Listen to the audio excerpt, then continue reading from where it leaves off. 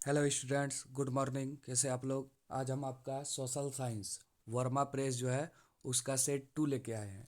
ये 2026 का वर्मा प्रेस है। इससे पहले अगर आपने सेट 1 नहीं देखा है तो उसको देख लें, समझ गए।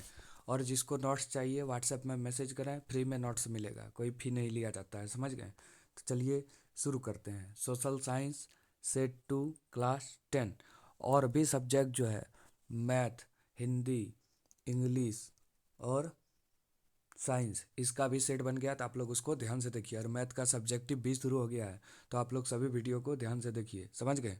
वीडियो में जाके या डिस्क्रिप्शन में लिंक है या वीडियो के लास्ट में आएगा या फिर प्ले लिस्ट में जाके चेक कर सकते हैं। चलिए शुरू करते हैं। पहला क्वेश्चन, यूरोप में निम्न में से किस समूहों द्वारा राष्ट्र की शक्ति को बढ़ाने का राजनीतिक वर्चस्व हासिल करने के लिए अक्सर राष्ट्रवादी भावना को संगठित किया गया? राष्ट्रवादी भावना माने क्या हुआ? अपना देश को प्रेम करना, कुर्बान होना इसके लिए, तो इसको बोलते हैं रूढ़िवादी धारणा। अगला, प्रथम विश्व युद्ध जो कि 1914 से 18 तक चला था, में रक्षा व्यय में भारी इजाफा हुआ। तो इसके लिए क्या किया गया भरपाई के लिए? तो पहला, युद्ध के नाम पर कर्जे लिए गए। दूसरा, करों में वृद्धि किया गया। सीमा शुल्क बढ़ा दिया गया। तो इनमें से सभी हो जाएगा। अगला देखिए, जर्मनी के एकीकरण में प्रमुख भूमिका निभाने वाले बिस्मार्क कहाँ के थे? तो बिस्मार्क जो है प्रसा के चांसलर थे। देखिए, अब कोई कोई बुक में जर्मनी भी दिया होगा तो आपको याद करा देते हैं कि जो युद्ध हुआ था, वाटरलू का लड़ाई हुआ था, फ्रांस और पर्सिया के बीच हुआ था। तो पर्सिया 3 देश से मिलकर बना है, जर्मनी, पोलैंड और ऑस्ट्रिया। तो अगर प्रसा नहीं रहे तो जर्मनी, पोलैंड, ऑस्ट्रिया कुछ भी रहे तो उसको टिक मार सकते हैं। चलिए आगे देखिए, चोरा चोरी में हिंसात्मक घटना के कारण महात्मा गांधी ने किस आंदोलन को वापस ले लिया? देखिए, महात्मा गांधी असहयोग आंदोलन चला रहे थे जो कि 1920 में शुरू हुआ था। और ये आंदोलन जो है अहिंसा के रूप में था, क्योंकि महात्मा गांधी अहिंसा के पुजारी थे। लेकिन क्या हुआ, 4 फरवरी 1922 को 4 फरवरी 1922 को क्या हुआ, उत्तर प्रदेश के चोरी चौरा जो जगह है वहाँ पे एक पुलिस चौकी में आंदोलनकारी ने आग लगा दिया। लगभग 22 पुलिसकर्मी मर गए। तो महात्मा गांधी ने असहयोग आंदोलन को वापस ले लिया। कब लिया था? 1922 में। अगला, 1917 में गांधी जी ने खेड़ा जिले के किसान की मदद के लिए सत्याग्रह का आयोजन किया। खेड़ा भारत के किस राज्य में स्थित है?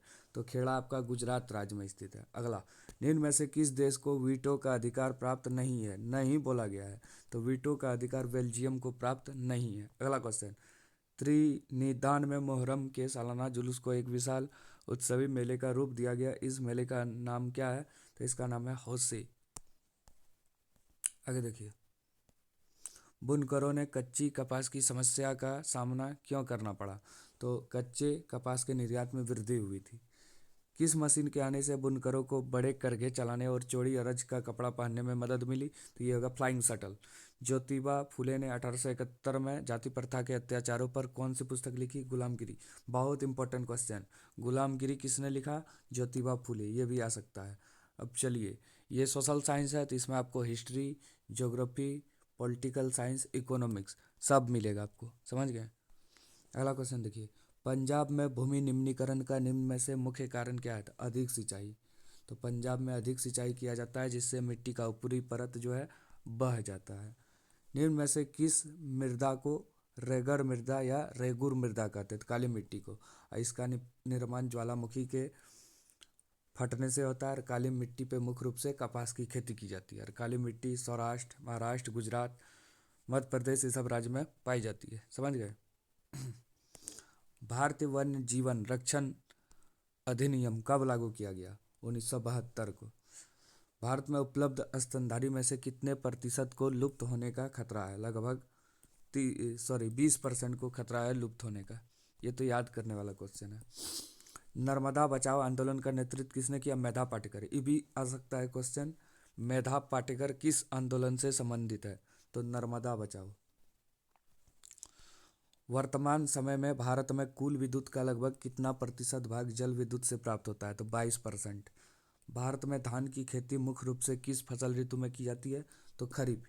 खरीफ ऋतु क्या है? जो मानसून के आगमन या बारिश के दिन में होता है, जैसे जून जुलाई में बोया जाता है इसको। और अक्टूबर नवंबर में काटा जाता है। इसमें आएगा धान, मक्का, ज्वार, बाजरा।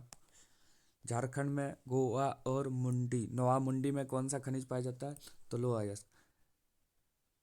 निम्न में से कौन सा समुद्री पतन लोह अयस्क के निर्यात के संदर्भ में प्रमुख पतन है?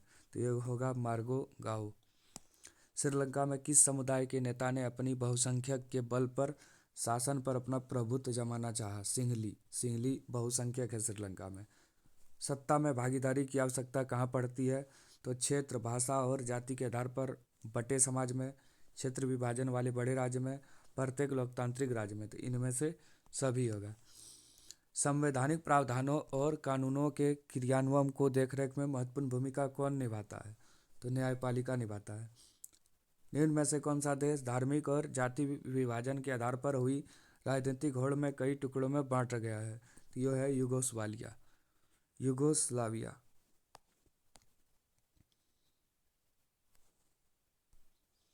अगला क्वेश्चन, किसी दल को निर्वाचित होने के बाद उस दल को छोड़कर किसी अन्य दल में चले जाने को क्या कहा जाता है? तो दल बदल। चलिए अगला क्वेश्चन देखिए, व्यक्ति की गरिमा और स्वतंत्रता की सुरक्षा रखने के लिए सबसे अच्छी सरकार है?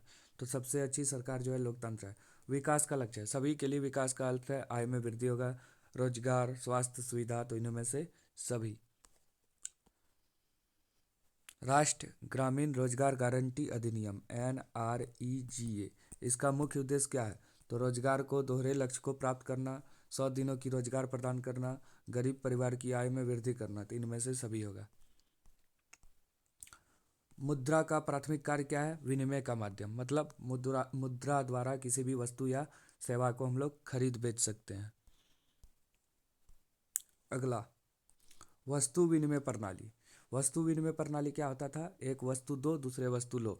तो इसमें आवश्यकताओं का दोहरा संयोग होता था, समझ गए? तो आवश्यकताओं के दोहरे संयोग का होना, मतलब जैसे हम गाय बेच के जूता लेना चाहते हैं, तो पहले जब मुद्रा नहीं चलता था तो गाय को उसी लोग को देना पड़ता था जिसके पास जूता है, तो गाय दो जूता लो। लेकिन अब मुद्रा द्वारा कहीं भी गाय बेच सकते हैं, कहीं भी जूता खरीद सकते हैं। अगला, विश्व उपभोक्ता दिवस कब मनाया जाता है? 15 मार्च। हो गया। अब चलिए सब्जेक्टिव देखते हैं, बहुत ही महत्वपूर्ण सब्जेक्टिव और एकदम अपना भाषा में, ताकि आप लोग को जल्दी से याद हो। समझ गए? ठीक है, चलिए शुरू करते हैं। यंग इटली क्या थी? इसकी स्थापना किसने की? तो यंग इटली एक गुप्त क्रांतिकारी संगठन था। इसकी स्थापना 1830 ईस्वी के दशक में जुसेप्पे मैस्सिनी ने की। ऐसे एकीकृत इटली का राजा बनाया गया, याद रखिएगा आप लोग। यंग इटली क्या है? एक गुप्त क्रांतिकारी संगठन है। इसकी स्थापना किसने की? जुसेप्पे मैस्सिनी ने 1830 में, यही याद रखिएगा। इसी को एकीकृत इटली का राजा बनाया गया।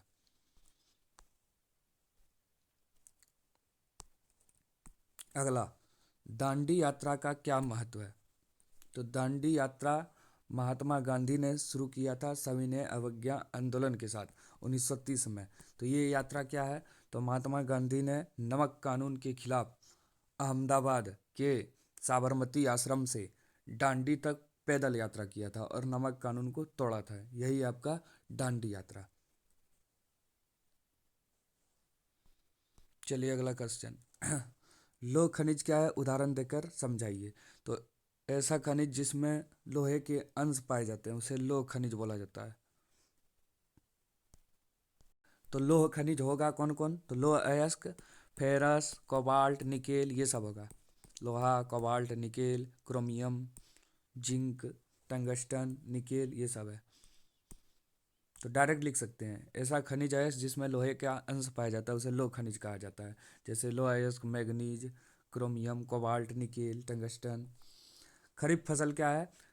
तो ऐसा फसल जो मानसून के आगमन पर बोया जाता है, मतलब सितंबर अक्टूबर में, सॉरी, खरीफ फसल को जून जुलाई में बोया जाता है और सितंबर अक्टूबर में काटा जाता है।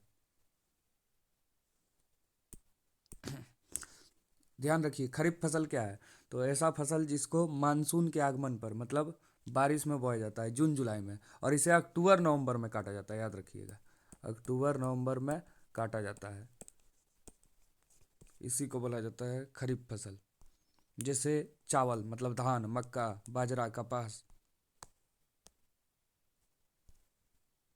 थोड़ा खांसी हो गया, आप लोग एडजस्ट करें, इसलिए अलग आवाज़ आ रहा है आप लोग का। भारतीय राष्ट्र कांग्रेस की स्थापना कब हुई और इसके संस्थापक कौन थे? इसको ध्यान से सुनिए। भारतीय राष्ट्र कांग्रेस, जिसे आईएनसी बोला जाता है, इंडियन नेशनल कांग्रेस, इसकी स्थापना 1885 में हुई। डेट अगर पूछे तो 28 दिसंबर 1885। इसकी स्थापना किसने की, मतलब संस्थापक या सचिव इसको बोल सकते हैं। ये था ए ओ ह्यूम। कौन था? A O Hume, Allan Octavian Hume. समझ गए?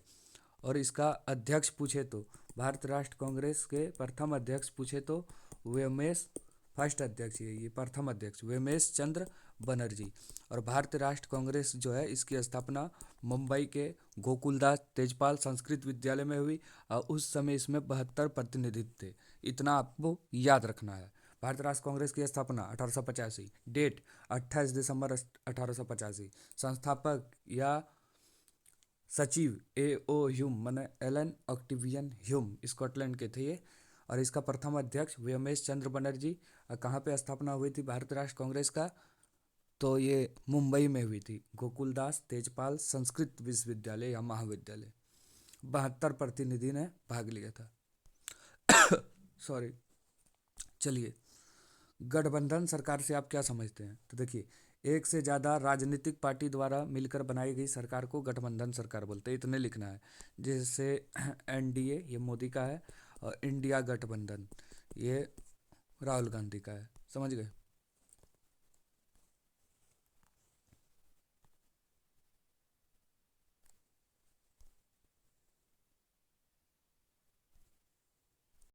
चलिए देखिए, शहरीकरण किसे कहते हैं? तो ग्रामीण इलाकों से निकलकर लोगों का शहरों में बसना शहरीकरण कहलाता है। अब लोग शहर में क्यों बसते हैं?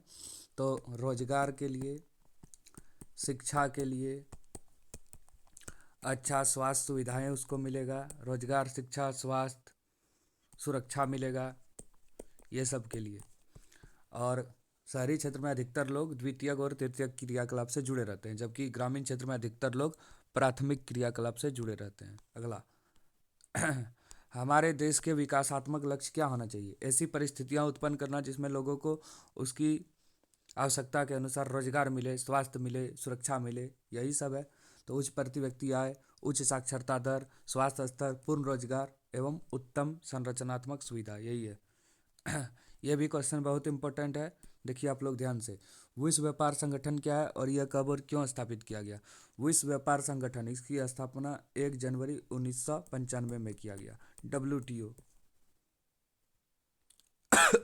सॉरी, इसका मुख्यालय जेनेवा स्विट्जरलैंड में है। विश्व व्यापार क्या करता है? ये अंतर्राष्ट्रीय लेन देन को सुविधा प्रदान करता है। अंतर्राष्ट्रीय व्यापार आप लोग जानते हैं, दो या दो से अधिक देशों के मध्य व्यापार। जैसे भारत का टाटा कंपनी ये अपना सामान विदेश में भी बेचता है, तो इसको बोलते हैं अंतर्राष्ट्रीय व्यापार। ये बहुत महत्वपूर्ण क्वेश्चन है, आप लोग ध्यान देखिए।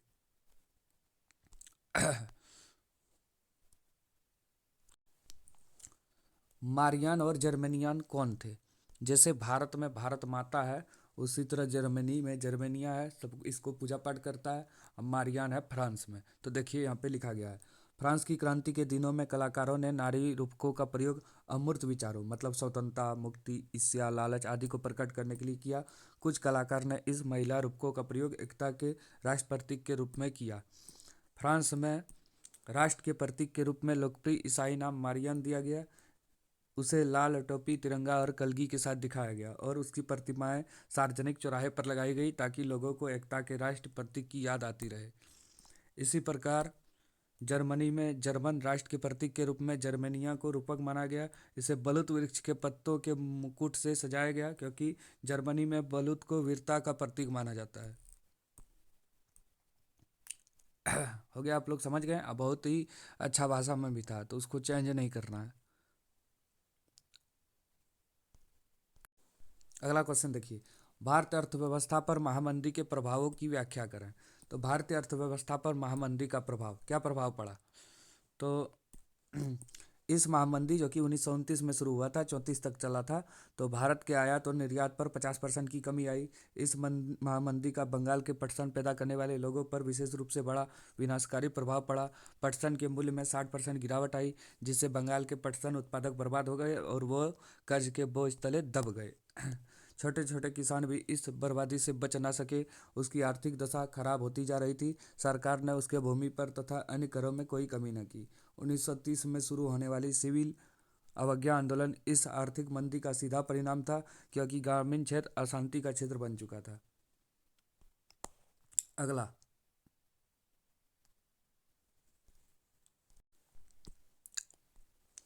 संक्षेप में बताएं कि दो महायुद्धों के बीच जो आर्थिक परिस्थितियां पैदा हुई, जिन्हें अर्थशास्त्री और राजनेताओं ने सबक सीखा, क्या है। दो महायुद्ध माने, जैसे प्रथम विश्व युद्ध हुआ था 1914 से 18, दूसरा 1939 से 45, वही है।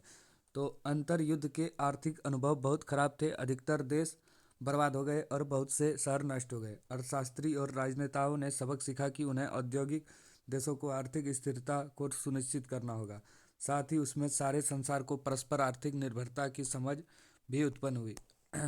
भूमि निम्नीकरण क्या है। कोई भी प्राकृतिक या मानवीय कारण से मिट्टी की उर्वरा शक्ति का कम होना, उसी को बोला जाता है भूमि निम्नीकरण। जैसे अतिचारण, वायु अपरदन, भूमि प्रदूषण, ये सब मुख्य कारण है।